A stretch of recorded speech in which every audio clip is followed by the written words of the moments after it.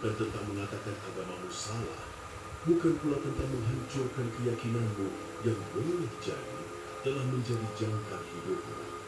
Sama sekali bukan.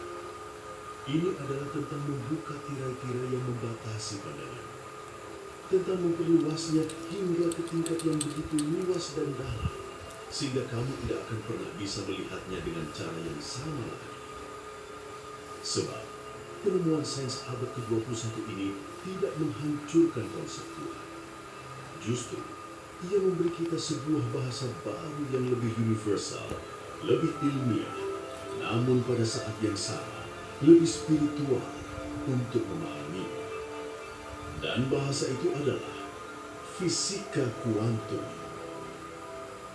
Bersiaplah, karena kali ini pikiranmu akan didorong hingga ke batas paling ekstrimnya, melampaui sekat-sekat dogma dan prasangka menuju pemahaman yang mungkin akan mendefinisikan seluruh eksistensi. Bagian 1. Membongkar dinding realitas, ilusi materi yang padat. Selama ribuan tahun, agama dan sains seringkali berdiri di dua kutub yang berlawanan, bertengkar sengit karena satu hal fundamental, realitas.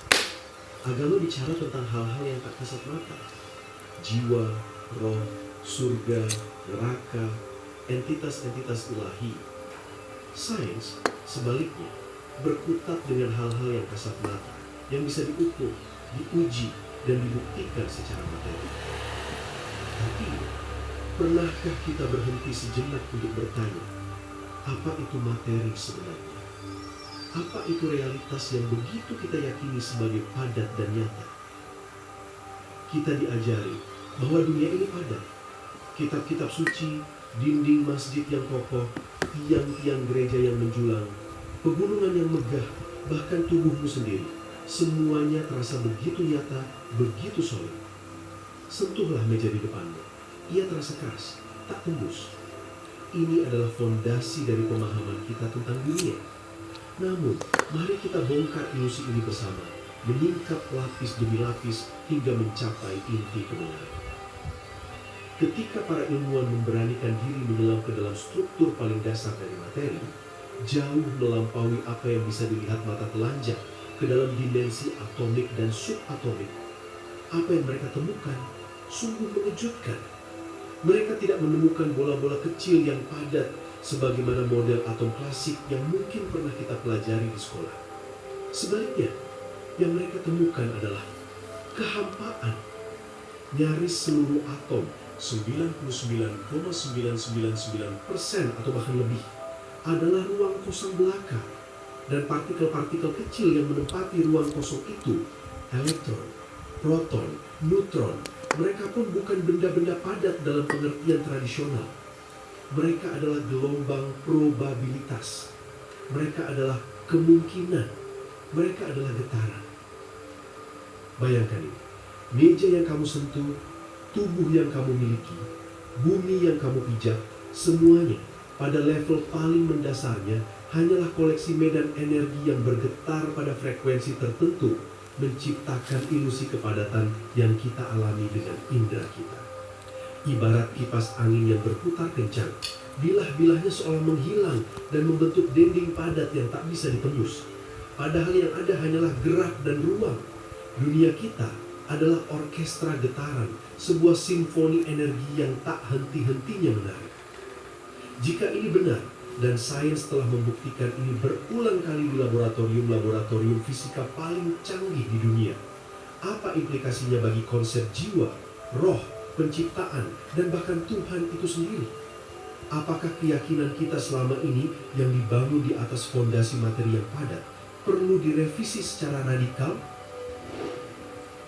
Bagian 2. Wahyu. Bahasa universal Tuhan adalah energi. Inilah penemuan besarnya, titik balik yang menggetarkan. Jika segala sesuatu yang kita anggap materi hanyalah energi yang bergetar, maka bahasa universal dari segala sesuatu, dari keberadaan itu sendiri, adalah energi. Pikirkan tentang sifat-sifat energi. 1. energi tidak berwujud, namun Ia menciptakan semua wujud yang kita lihat dan rasakan. Dari bintang-bintang yang menyala hingga bunga yang mekar, semuanya adalah manifestasi energi dalam berbagai bentuk. 2. Energi tidak bisa diciptakan atau dimusnahkan. Ia abadi, kekal. Ia hanya bisa berubah bentuk, bertransformasi dari satu kondisi ke kondisi yang lainnya. Dari energi potensial menjadi kinetik, dari panas menjadi cahaya. Hukum kekekalan energi adalah salah satu pilar utama fisika, dan inilah titik temu yang menggetarkan, jembatan yang menghubungkan alam sains paling canggih dengan kearifan spiritual kuno. Apa yang dalam agama-agama besar di dunia disebut sebagai ruh dalam Islam, cahaya ilahi dalam berbagai tradisi mistik, jiwa atau roh kudus dalam Kristen, atau prana atau chi dalam tradisi timur. Dalam bahasa fisika modern, ia memiliki sifat yang persis sama, non-materi, abadi, tak terlihat namun menjadi sumber dari segala kehidupan dan pergerakan. Fisika kuantum, melalui pengamatan dan eksperimen yang tak terhitung jumlahnya, membawa kita pada kesimpulan yang sangat mirip dengan mistisisme kuno, bahwa ada medan energi intelijensia yang mendasari dan meresapi segala realitas. Sebuah jaringan kesadaran universal yang menghubungkan setiap partikel, setiap makhluk, setiap galaksi. Sebagian ilmuwan menyebutnya medan nol atau medan kuantum, sementara para filosof dan mistikus mungkin menyebutnya kesadaran kosmis atau pikiran ilahi. Ini bukan lagi soal iman buta. Ini adalah hukum alam yang dapat diamati dan dipelajari. Hukum kekekalan energi bukan mitos, melainkan fakta ilmiah. Jika energi adalah kekal, tidak dapat diciptakan atau dimusnahkan, dan merupakan esensi dari segala sesuatu, termasuk kesadaran itu sendiri. Jadi, pertanyaannya bukan lagi, apakah Tuhan ada? Sebuah pertanyaan yang sering kali memicu perdebatan tak terujung. Tapi, pertanyaannya bergeser menjadi, apakah Tuhan adalah medan energi kesadaran abadi yang menjadi sumber dari segalanya, yang meresapi dan menyusun setiap aspek dari keberadaan kita? Sebuah pertanyaan yang lebih terbuka, lebih inklusif, dan mengundang penjelajahan. Sorry, Kak. Kalau flu, minum Bodrek Flu. Nanti ngantuk, nggak usah kerja. Bodrek Flu dengan 3 oke nyabuk. Tulisan sederhana bisa berdampak besar. Bersama Starbucks, sebarkan energi positif lewat tulisanmu.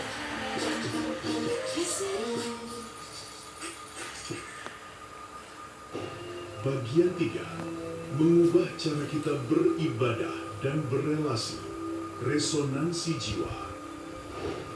Nah, inilah bagian yang akan benar-benar mengubah agamamu dalam pengertian yang paling mendalam.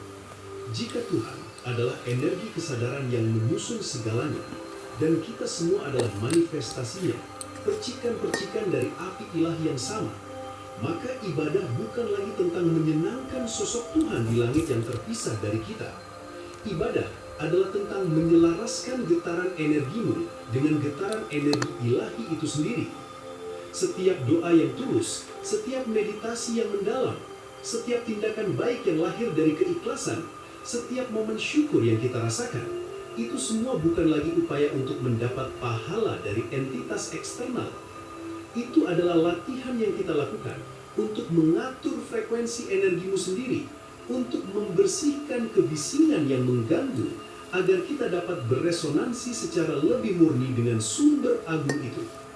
Ini adalah upaya untuk menyingkirkan ego yang memisahkan dan kembali merasakan kesatuan. Ketika kita sholat, bermeditasi, beribadah, kita menciptakan medan energi kesadaran yang kuat, yang tidak hanya mempengaruhi diri kita, tetapi juga lingkungan di sekitar kita. Frekuensi tinggi dari rasa syukur, cinta, dan kedamaian akan menarik lebih banyak frekuensi serupa ke dalam hidup kita, sesuai hukum resonansi dan hukum tarik-menarik. Dan jika kita semua terbuat dari energi yang sama, jika di inti terdalam kita adalah manifestasi dari satu kesadaran ilahi yang sama, maka memisahkan diri berdasarkan label agama, Muslim, Kristen, Hindu, Buddha, ateis adalah seperti sepotong gelombang laut yang membenci gelombang laut lainnya hanya karena bentuknya sedikit berbeda atau karena diberi nama yang berbeda. Itu tidak masuk akal. Semua gelombang adalah laut. Semua manusia adalah energi ilahi dalam wujud yang berbeda. Titik berat agamamu bergeser secara revolusioner dari fokus pada ritual eksternal yang kaku menuju transformasi internal yang fundamental. Dari rasa takut akan hukuman yang menghantui menuju rasa satu yang mendalam dengan seluruh alam semesta. Dari menghakimi yang lain atas perbedaan keyakinan mereka menuju mengasihi diri yang lain yang juga adalah manifestasi dari yang ilahi. Inilah intisari atau jalan atau jantung spiritualitas yang diajarkan oleh semua nabi dan guru spiritual agung sepanjang sejarah. Sains kini memberi kita peta yang lebih jelas, bahasa yang lebih universal untuk memahami jalan itu. Bagian 4. Revolusi diri. Siapakah aku yang sejati? Lalu di tengah semua penemuan dan perubahan paradigma ini, siapa aku yang sejati? Jika tubuhku adalah kumpulan energi, pikiranku adalah gelombang energi pikiran, emosi, memori yang terus bergerak dan berubah. Maka aku yang sejati bukanlah itu semua. Aku bukanlah tubuh yang fana ini, bukan pula pikiran yang bergejolak ini. Aku adalah sang pengamat sadar di balik semua energi ini. Aku adalah kesadaran murni yang sedang mengalami menjadi manusia, yang sedang merasakan sensasi kehidupan, yang sedang mengamati tarian energi ini. Dalam bahasa Islam, ini mungkin sangat dekat dengan konsep ruh yang ditiupkan langsung oleh Allah ke dalam jasad Adam, sehingga manusia memiliki percikan ilahi. Dalam tradisi Kristen, ini dikenal sebagai the spark of divine atau bait Allah di hati setiap individu. Dalam Hindu dan Buddha, ini adalah konsep Atman atau jiwa individu yang pada hakikatnya menyatu dengan Brahman atau kesadaran semesta. Kau bukanlah jasad fana ini. Kau bukanlah identitas yang diciptakan oleh masyarakat. Kau adalah percikan eternal dari api kesadaran ilahi itu sendiri. Kau adalah manifestasi dari Tuhan yang sedang mengalami dirinya sendiri dalam bentuk yang terbatas, dalam perjalanan yang unik bernama kehidupan. Dan begitu kau menyadari kebenaran yang membebaskan ini, hidupmu tidak akan pernah sama lagi. Segala batasan yang kau yakini selama ini akan runtuh, digantikan oleh pemahaman akan potensi tak terbatas dirimu. Kesimpulan, agamaku adalah cinta. Jadi, apakah ini mengubah agamamu? Mungkin tidak. Identitas agamamu mungkin tetap sama. Tapi ini pasti akan mengubah cara kamu memandang agamamu, cara kamu memandang Tuhanmu, dan yang paling penting, cara kamu memandang dirimu sendiri dan sesamamu. Ini bukan tentang menjadi tidak beragama atau meninggalkan tradisi. Justru sebaliknya, ini adalah tentang menjadi lebih spiritual, lebih terhubung, lebih connected dengan sumber dari segala sumber. Menjadi lebih penuh cinta, karena kini kamu melihat cinta sebagai bahasa universal yang menyatukan kita semua.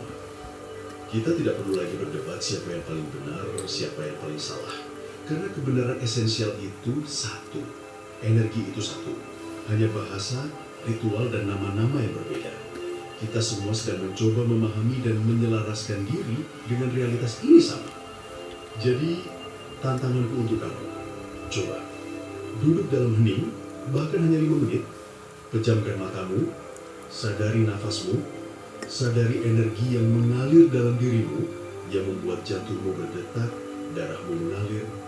Itulah doa yang paling jujur, ibadah yang paling murni, karena kamu sedang menyentuh esensimu yang ilahi. Kemudian, lihatlah orang lain. bukan sebagai Muslim, Kristen, Hindu, atau ateis, bukan sebagai orang kaya atau miskin, bukan sebagai teman atau musuh. Lihatlah mereka sebagai manifestasi energi ilahi yang lain, sebagai cerminan dari dirimu sendiri yang sedang menjalani perannya dalam perjalanan kesadaran mereka. Jika pemikiran ini beresonansi denganmu, bagikan video ini kepada satu orang yang kamu cintai, terutama mereka yang mungkin memiliki pemahaman agama yang berbeda dan mungkin sedang mencari makna yang lebih dalam. Mari kita mulai percakapan yang lebih damai, lebih mendalam, dan lebih menyatukan. Agamaku adalah